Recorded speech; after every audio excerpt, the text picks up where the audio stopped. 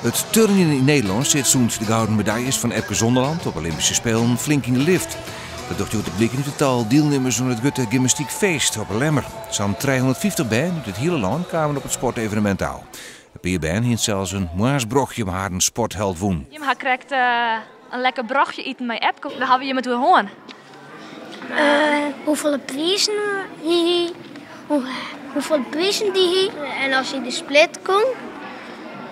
En wie is zijn trainer wie? Jullie hebben meegedaan aan de wedstrijd om Epke te ontmoeten. Wat hebben jullie ervoor gedaan?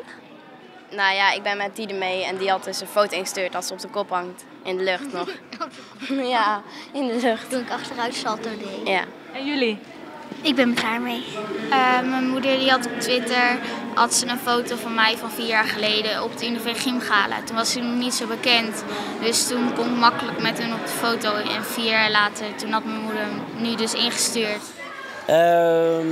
We beginnen zo meteen hier in de Halde Nes. En dan zal ik zelf ook even aan de slag.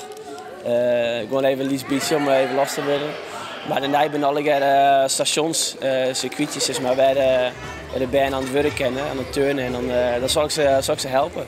Het Gutte Gymfeest is vooral bedoeld om meer jongeren ontsporten te krijgen. Het succes van Epke heeft erom bijgedragen dat al jongens dat een turn in docht verdubbeld is naar 6000.